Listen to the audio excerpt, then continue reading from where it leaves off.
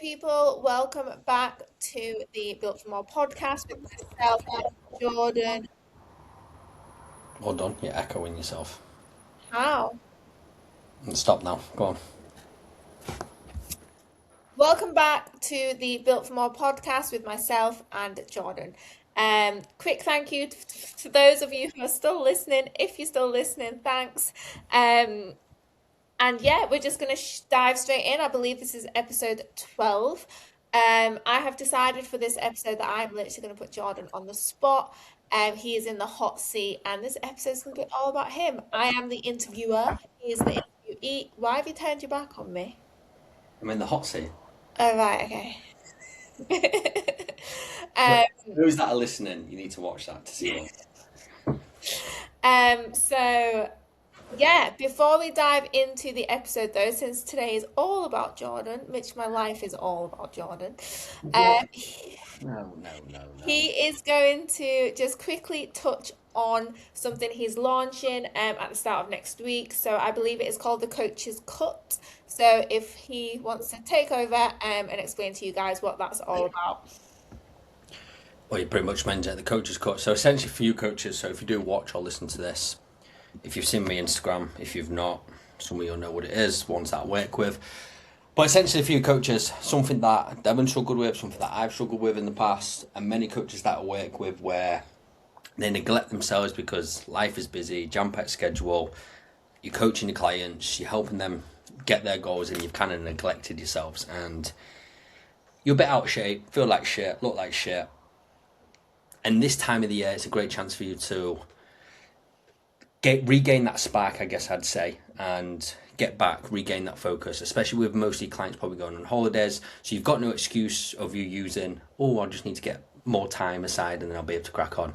This is your opportunity to do so. So essentially 10 weeks fat loss, but it's not just about the fat loss. It's about you, getting some good results, but feeling sharp again, looking like the coach that you always want to be, and stop neglecting yourself as you go in the remaining of the year. So essentially that's it. It is going live next Monday, the 25th, which is a bank holiday. So if you do want to join and you are in that kind of situation where you've been neglecting yourself, especially the first 5-6 months of this year, you've helped your clients get in shape for the holidays, they're feeling confident, ready to fly and jet off and drink some pina coladas whilst you're kind of going through the summer feeling a bit shitty about yourself.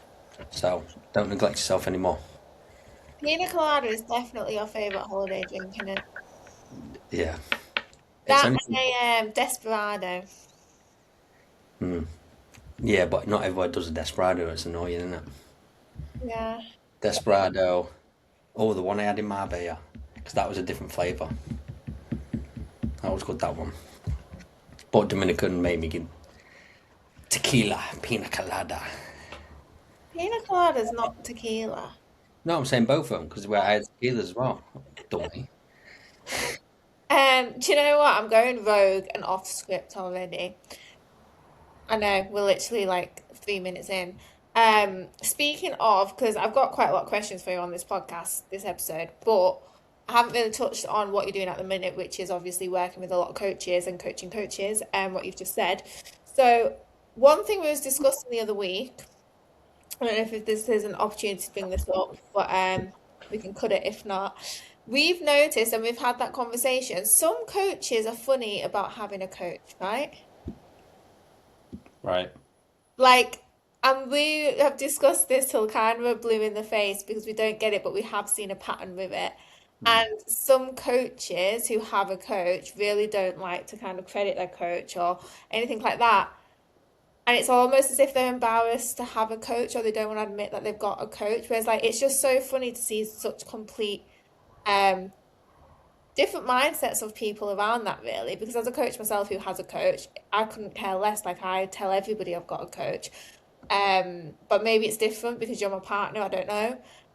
But yeah, we've found it quite interesting, haven't we? Like, the different takes on that. Yeah, I think it just comes down to the insecurity of most coaches. Like, I've had a couple of coaches admitted to me that they don't kind of want to put that out there, that they have got a coach, because they're scared that clients will come to us, other coaches, or me, or whatever, which doesn't happen at all I think, because they follow you for a reason. They're interested in your journey and how you can help them. and I think there's that, like, I suppose I can see why a coach might think, shit, if all my clients know that I have a coach, they'll be thinking, am I good enough at my job? Like, if I was good enough, surely I wouldn't need a coach. But I think it's surprising, like, being in that situation myself, I think, like, the majority of my clients have actually related to me more once I've got a coach because it's like, shit, like you still also need that level of accountability. Like it's not about knowing what to do to an extent, it's the support and accountability outside of that. And I think it's actually for once my clients can relate because they realize I am putting myself in the exact same position as them and asking the same of them as my coaches of me. So it's like I get it. I get the mindset that like you think it'd be off-putting for clients, but actually like having been on both sides of that, I actually think for me anyway, in the conversations I'm having with my clients, they find it more relatable because they're like, shit, like you're having to do everything we have to do. But yeah, I don't know. It is just interesting. People, Half of your clients are scared of me, so they're definitely not oh coming to yeah, they think you're scary, which I me. suppose can be. No, if anything, it has the opposite effect, but I don't know, like I say, it's their own insecurities of probably how they run the business, which I get. But ultimately, you're leading from the front. If you're saying they to get a coach like yourself and pay money to invest in you, but you don't invest in yourself, it it doesn't add up. No. You're not leading by the front or example in any way. So yeah, I'm ready. I'm in the hot seat. My Okay, brain. that was just like a little warm-up question, I guess. All right, so in this episode, I'm going to fire Jordan some questions regarding his own prep, his current clients' preps, coaching coaches, and just life in general in his Built for More coaching. So, kind of a deep personal one to get stuck in. Don't know how you'll find answering this, but what is the purpose and intention around this prep that you're currently in now, this competitive season? Because obviously you've done a few preps in the past, and you had a bit of a break, you've had a decent off season. So what is kind of your meaning behind this one, if you have a deeper meaning than just stepping on stage? Um, well, it's always going to be to show what's possible for anybody, regardless. I think this year even more so because one, we're literally in the process of getting a house. Like you can still get results around social events, going on holidays, whatever. Like proving the point that you can still fucking get great results if you structure it right, essentially. Plus, as all, I was nearly said something else then as well. Should we tell them the surprise or not? No, because that's gonna. Ooh. All right, I won't. Right, we'll save the surprise, guys. Sorry, there's a little thing as well, but we've also done in prep. So we'll keep that one secret. But yeah, back to question. That's the main number one to always lead from the front, for example, and you can look at that in many ways. One, because last year I wasn't in a good mental space, headspace, whatever you want to call it. So to come back from that and be in a better so-called headspace. I think for a lot of people, whether that's coaches or people stepping on the stage from that point of view, in terms of I've never won a trophy and people expect to win a trophy all the time, the first time, and it's about never giving up and doing it for the right reasons for yourself and so forth and so forth. So, yeah, And how well, do you feel going into this prep? fine. Yeah, no, I mean more. I'm trying to get you to like be a bit vulnerable here and dig a little bit deeper because we always share, we never share the, I suppose, the uncomfortable side of things. And like, obviously, I won't go into details on names or anything like that, but you've got a new coach this time round. The prep you've all done before was with a different coach, with the same coach. So this is a different experience again in that sense. Like, how do you feel in terms of your progress? You've worked through quite a lot of injuries in your off season. Like, I forgot how, about that. Yeah, how do Jesus. you feel like going into this prep, and how do you feel it's kind of Um, Comparative ones, is unsettled the right word? I'm gonna go with unsettled. I'd say more unsettled, not because it's been a rough start, but probably because of my injuries, my niggles. it doesn't feel like I've had the capacity to be able to put 100%. Not that I haven't put 100% in, but to get 100% out of it because I've had to pull back on the way I train a little bit. Obviously, physio every fucking few weeks. It still does, things don't still feel right. But again, that's another thing I'm proving. Like, no matter what gets in your way, you can still make the progress that you need. You just have to learn to adapt. And it might not be nice, but it doesn't mean you stop or give up. So, yeah, in that sense, what else is to add into it other than that? Really, if that's Yeah, I got a new coach. That doesn't bother me. We have the trust and respect, yeah. and that's the most important thing. Okay, so now you can probably let the cat out of the bag a little bit with the secret that I think you're gonna spill anyway. So in Yeah. prep, you have a track record of treating yourself to something, and it can be quite extravagant sometimes, can't it? It's Mm. like you get so deep in prep, and I bet a lot of people do this, where like you feel the need to splurge on something. And for you, we have had a car. We had a phone. Did we have a phone one year? We've had a car. Can't remember. But you've always splurged. Yeah, but I don't. It's not because I need to. It's because we don't have holidays or No, I events. know. That's what I So mean. I kind of treat myself. Yeah. It's a But little. yeah, when we first got together, we moved. I got a new car and we moved house, didn't we? We moved into this apartment. I think one year I did get a phone. Yeah, you were telling. Obviously, I've only been with you in one prep, but you said every prep you tend to do this. Yeah. And then this year is the big one, isn't it? You've got a new car. Well, ours, yours, whatever you want to call it. We're buying a house, and then the big surprise, we've just put a deposit down for a puppy. A little baby. Not a child, people. Don't worry, she ain't fucking pregnant. Yeah, so yeah, that's been our little treat for this prep. We got a car last prep. We've had a Oh, car car last every prep, prep yeah. between us because I got So one last time. 3 cars through your prep, my preps. By the way, we're not minted. I don't. We're acting like we fucking got loads of money to fucking burn. We haven't. It's just the way it's fallen Yeah. in terms of upgrading our cars. Okay, so aside from like treating yourself, is there any other signs that people should watch out for to be like, yeah, John's deep in prep now? Like, what are your telltale signs that you're like, I'm in fucking prep, leave me the fuck alone kind of thing? I think the obvious one is what most people say. You're a little bit, I say, agitated, just because he's going through a difficult spell, but nothing really changes as such. I You, think mine's more my training. yeah. Don't like.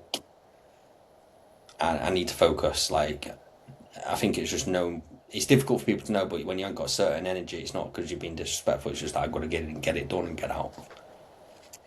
I think I will notice. I mean, obviously, you're going to be a like moody bastard, but that goes without saying anyway. Um, well, it does. I think as well, like I'll notice it when you start being like that, and this is gonna sound horrible, but towards other people, like in our, I know this is gonna make you sound awful, and Yeah, you're not I'm awful, not. but within our four walls, like when you're in prep, you're gonna obviously I'm with you a lot of the time, so I expect there's gonna be little periods and little spurts where like you don't want to speak, you are a bit moody, you are a bit snappy, which is normal. You're in prep, but you're usually like quite good at controlling that or turning that on and off probably out in public with like your clients with people in the gym.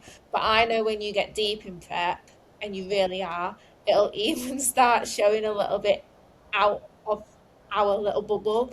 Like you will, like you've just said, you will go to the gym to train. You're not going to go stand chatting to people, things like that, because Oh. you haven't got the energy or the capacity to do that. And I think that's when I know it's starting to take its toll because usually you'd still try.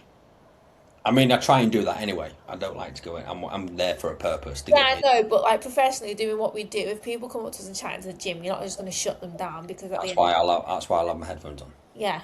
But I know when you're in that zone, like that will start coming But out. that's normal probably for a lot of people in Oh preps. yeah, For those 100%. that understand it anyway. And then I just think you'll start going through your vapes a lot quicker as well. Trying to fucking cut down, but yeah, sure. Okay, moving on from you then, because you're only a few weeks in. Piece of piss so far, isn't it? Mm. Um, so obviously, not only you are in prep, I'm in prep too. But you also got a good few clients, and four other clients that are in prep. Three or four, four. Yeah. So would you say, whilst you're in prep yourself, I already know the answer to this, but do you become more empathetic with your prep clients, or are you going to become even less tolerable for their bullshit and their excuses? Um, Obviously, the answer is black and white to an extent, but it isn't when I think about it a little bit deeper because for those that have done it, no, they know the score. For those that are other coaches doing it, no, because I expect a higher standard from them. For those who are doing first timers, like Eva's just done hers and Dom's doing the first time as well, a little bit more empathetic because obviously they don't know what to expect, and your first one is a lot of uncertainty.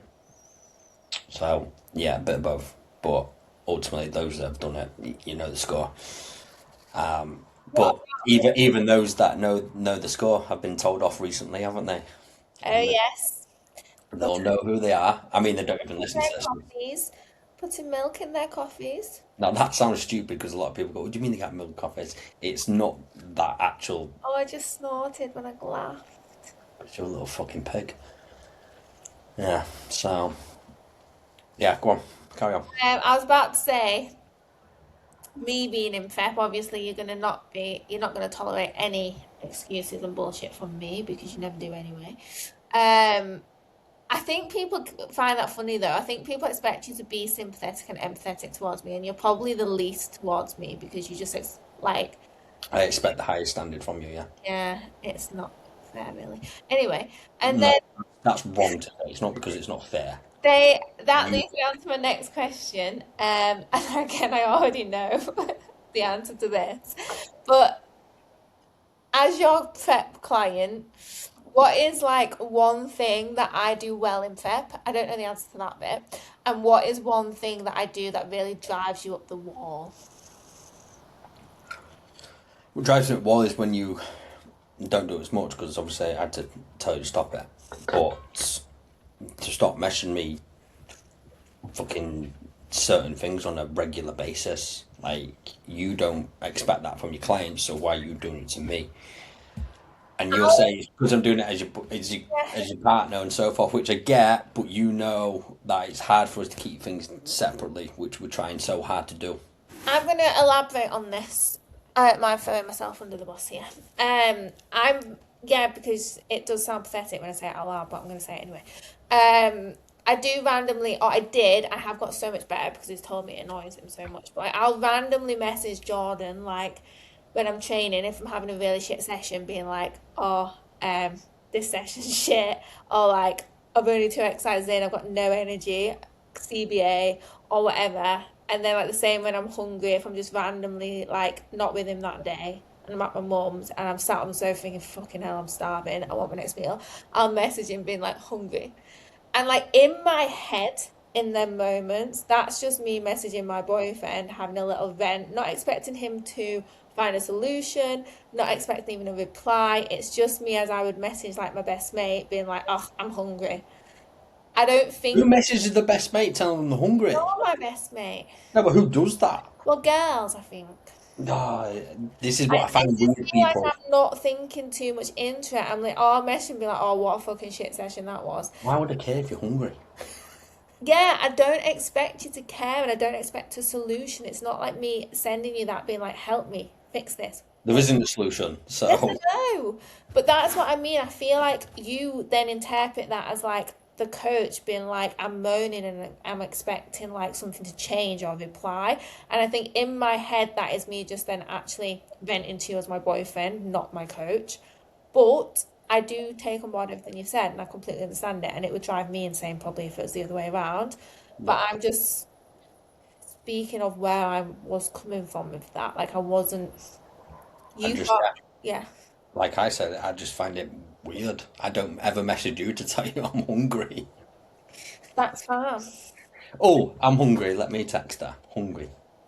Like, I just like keep you in the loop weird. of my day though. You don't like speak to me at all throughout the day, so it's a bit different. Oh, And we gosh. don't really speak to each other throughout the day anymore, do we? Texting, no. Um, We're at that age. We've got too many important things to do. If I need you for something important, I'll give you a shout. Actually, whilst we're on this, and this is nothing to do with the question or with prep, I do have some beef with you though, like it, in a similar circumstance, which is why I'm going to bring it up right this second. You know what you do that really gets on my tits? And you've done it a few times lately. You'll send me a message being like, what did you send me the other day? Oh, knew I was good at reading people. That's it. That's all you send me, a random message saying that. And I say, why? What's happened? And every single time, I know I'm not going to see you for a full fucking day. And all I ever get back is, I'll tell you later when I see you. Like, don't message me be telling me something like, oh, I told you I'm good at reading people, or I told you something like this was going to happen, but then not tell me what it is. And let me have to go all day It's not without that doing important. it. And then half the time, when I get in on the night, I'm actually settled down and we're eating our food and I go, what was it you were going to tell me? You either, I'm like, oh, I can't bother, it wasn't that important. Or you forget to tell me anyway, and I've forgotten by that point because the whole day's passed. But it really, that gets on my tits. Like, why even, why not just wait until I get in on the night and say, oh, told you this was going to happen, da da da da da. Yeah, No, exactly. The same thing, that thought process that goes through my head that thinks, oh, I'm going to say, I'm hungry, is when you just randomly go, nah, it's not the same. yeah, it is. It is. Anyway, second part to my first question was, can you tell me something I'm good at in prep, please? Like, I'd like a little bit of compliment. What you're good at? Yeah. Mm, I'd say just. How This can I wasn't word? a trick question, just fucking crack on. No, I'd say just crack on with it, but that was just so simple to say. I was trying to think of a different way to say it, but like you just like anyone with your busy days, you just crack on with it. That's where a lot of people will literally constantly moan about, oh, I really struggle with this day because I Is was that what I really. do just via text, but you ignore me, what we've just established? Yeah, but you still get on with it, is what I'm saying. Yeah. That's what I mean. I know that's a bit contradicting, but you do just crack on. Like, we won't say names, but we know a certain someone who, and I know it's relevant to the person, but when you exaggerate on top of, yes, prep is fucking hard, but if you keep telling yourself and exaggerating on top of it, it's gonna feel fucking harder. Where if you just get on with it regardless, and you just gotta bear with it, you'll be fine. And a lot of people won't know that you probably are for a prep. Okay, well, my next question then, because like you just said, everybody is different. Have you noticed anything like specifically different between like coaching females and coaching males? Like, do one Yeah, have, females are better. really? Yeah. In what sense? Males, sorry boys, little bitches half the time. I'll take that. Woo. Females will just crack on, but they are probably from what I've witnessed and seen and coached, more resilient, more disciplined. Yeah, like some of the boys are just. I don't know if it's just that ego naturally coming in. Oh my Yeah. god, what the hell's happening there? Oh, we're back. Yeah, I don't know if it's just that ego naturally coming in and they think I can do this easily, blah blah. But no, women I find because the communication's better as well. Yeah, many reasons. I would say females are probably easier in that capacity. Sam, I'll take that answer. I'm not going to argue with that. Boys won't like it, but unfortunately, it is what I've noticed. Speaking of then females, Eva, your junior bikini athlete. So it has been her first season. For those of you who don't know, she's still in it now. She's got one more week left until her final showing at the PCA Universe. So she's done 4 shows so far. And she's actually won 5 trophies within them 4 shows. All silvers, golds. So an incredible, incredible first season for a natural junior bikini athlete. Um, but as we've just said, preps are never 100% smooth. So I do have a few questions. And obviously you can go into this in as much or as little detail as you want. But what kind of obstacles, frustrations, or bumps in the road did you kind of have, if any, throughout this prep with Eva? Like, how did you navigate them? How have you overcome them? Is there any moments that have stuck out to you as like that was quite difficult and you had to make quite a hard judgment call within that? Like, yeah, just Nothing's been really difficult. Like, she's had her own moments of being upset, frustrated, annoyed, down on herself. But I think anyone goes through a prep is going to go through an emotional roller coaster because you've got your own expectations. You know, some days you feel shit, some days you feel good, some days you look shit, some days you don't, and it is an emotional roller coaster because it's daily shit that you're doing. Yeah, like I say, she's been upset a few times. She got in her own head, but that's part of the process. As a first timer, you don't know what to expect, and it's all like understanding when it does, taking it on board and embracing it to understand it. Like every prep is very different, but your first one is probably going to be the most difficult in terms of you don't know what's going to happen. It's all uncertain stuff. Um, yeah, I mean, what else is to add into it? and I suppose this is maybe hard to answer,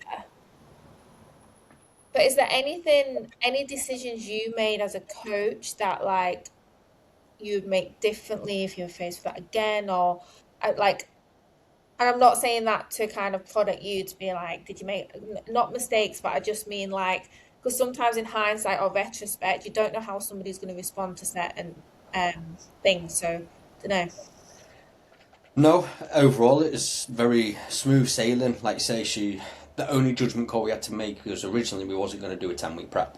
Yeah, We was going to do 16, I think it was. But I didn't want her to do those close shows back to back. I wanted to have the opportunity to be able to do a few over the time and get the qualification for the universe and maybe place in the top three and have that opportunity to go to other shows and experience other shows, federations, which I think is important for first timers for sure.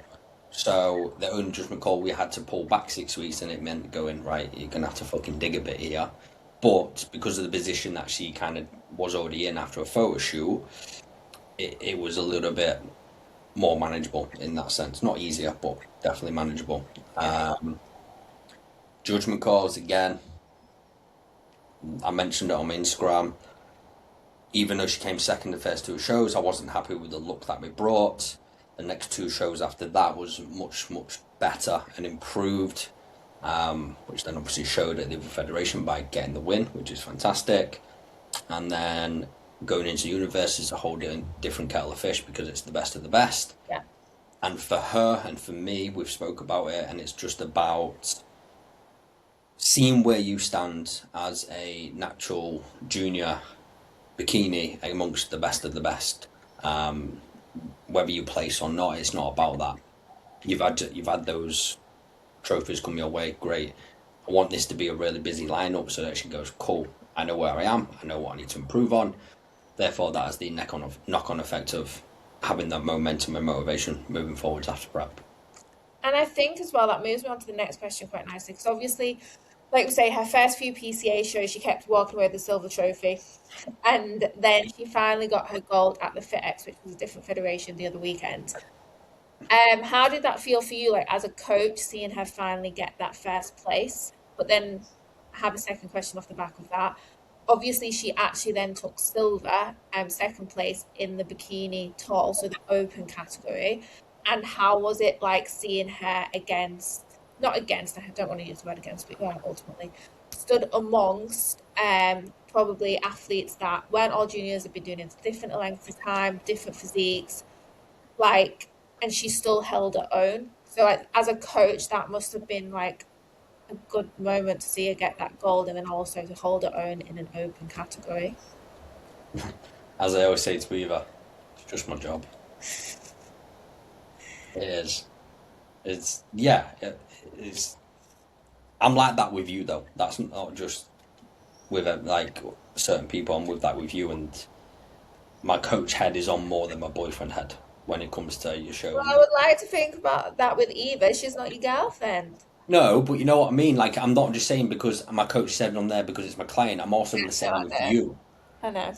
So I just look at it as purely my job to go, what worked, what didn't, what needs improving, and how can you be the best on there to what you possibly can with what you have as a package as a whole. So I think it was interesting for me to see as well as like obviously I've done all her posing with her this time and the fit X posing and the different I like it was interesting to do slightly different poses and to see it suit her but because I actually and we agreed that it did suit her physique potentially even better. And I think it showed on stage as well. So like it is interesting from that point of view how that can just bring a different look to the stage just by having slightly different poses in there. Um, we'll have to get her on the podcast when she finishes prep, yeah, I think and she can talk about it. Especially good for well, one I think it's good from a coach's point of view, from a first timer's point of view, from a natural athlete point of view, and from being 21 years old point of view.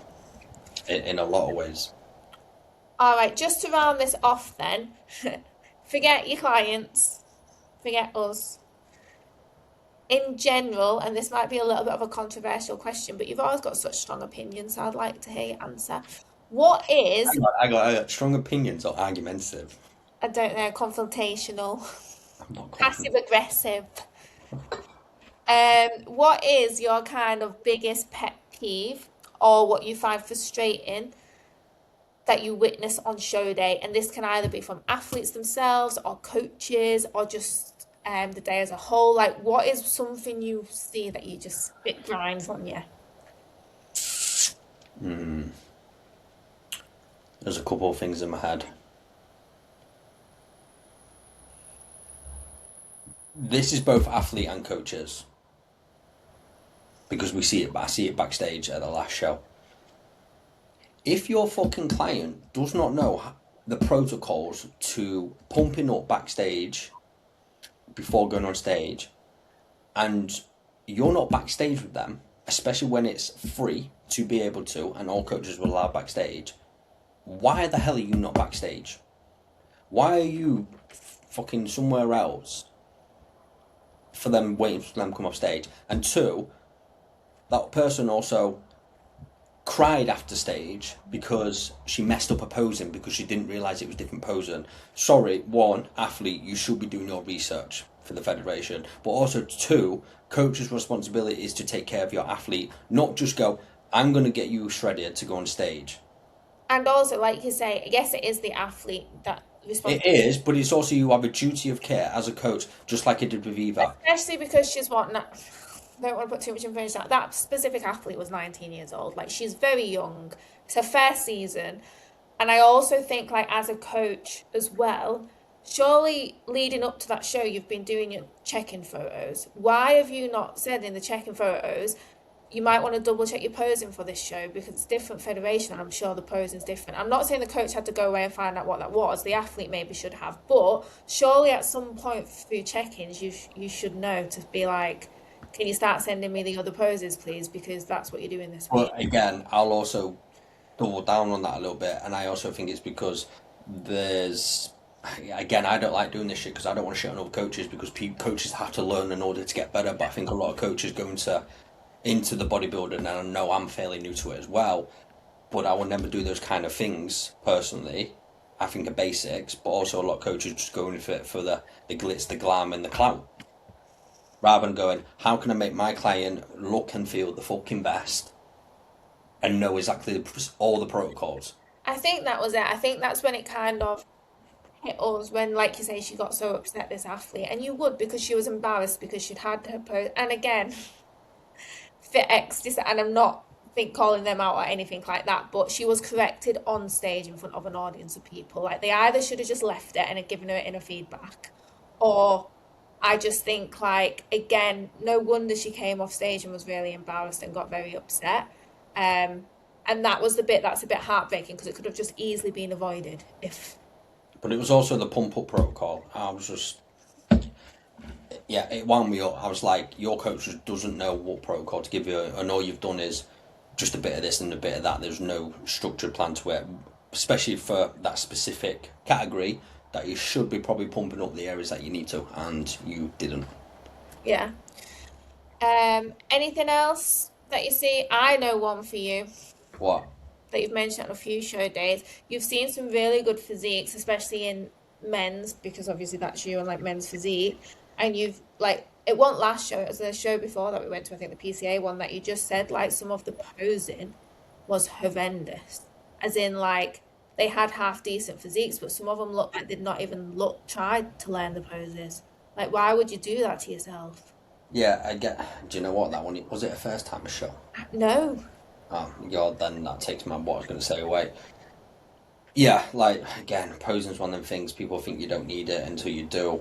I think we can all look at that ourselves and go, yeah, fuck, there's a difference between not practicing and practicing, of course. Yeah, I think that don't wind me up as such. That's just maybe a misunderstanding. But again, whether that's because the athlete just hasn't done their research and they just think, I'm going to step on stage, or their coach just doesn't care enough to tell them to practice. Like, surely that's the ordinary to go, I coach you to get the results, but you might want to go get a posing coach to really emphasize that because, one, it's also the reputation of the coach, you not presenting yourself very well on stage. You know, do you know what I mean? I've got obviously my clients that do men's league, so I just teach them that posing, which is fine, but ultimately I go, the first thing is go away and practice your posing, get a posing coach. Is there anything else? No, I don't think there is. I have one. Oh dear, what? This is going to sound really bitchy and horrible, and I don't mean it in this way, but because you can do it after you've been on stage, in my opinion. There is, especially with females, that are spending more time before going on stage, outside or wherever in the venue, doing little videos, doing reels in the bikinis, in the little robes, instead of like, I don't know, from my experience, it's about like before going on stage, I want to get in the zone, I want to keep my muscles warm. Like some of them risking getting absolutely freezing to get outside and to do all this stuff. Like you've got, I understand it's show day and you deserve to enjoy yourself and you do and take the photos, make memories, do all of that. I'm not taking that away from them. But surely just do it after you've done the most important part of the day, which is bringing your best look to the stage. It really baffles me. Like a few minutes doing that, fine. But I have been at shows when I have seen girls do it over and over again outside, freezing the tits off, and then they think they're going to bring a pumped up, like good look to the stage, when like they've just been fannying about for hours. Yeah, fair enough. Well, yeah, I just think sometimes are you there more to get like especially doing bikini changes and videos and all sorts. Like are you there more for the Instagram reels and the content than the actual sport? I don't know. Yeah, that's a whole other conversation of getting into the clout side of it, isn't it? Yeah. So, Like, is that me done in the hot seat? yeah, that was it. That was all the questions. Fair enough. That's kind of an update what's been happening then last few weeks, really. Yeah. Um, in the next episode it'll be your turn then. Yeah, but before that, I've got my bear. People were going to wonder, aren't you in prep? How are you going on holiday? I know. Well, that's going to be interesting in itself. Yeah, don't worry. She'll still step on that stage and fucking win. I'm saying Don't put me under pressure like that. Why would you say that? That's literally recorded now forever. yeah, that's why I said it. Imagine all the memes coming out of you like saying that and then me walking off stage with no fucking like top six, never mind winning a trophy. Brilliant. Right, we'll leave it there. Another episode in the books. We will see you all soon, talk to you all soon in the next episode when Devon takes the hot seat. What? Could be in a new house by then. Maybe, yeah, that's a very good point. Right, in a bit, people. Adios.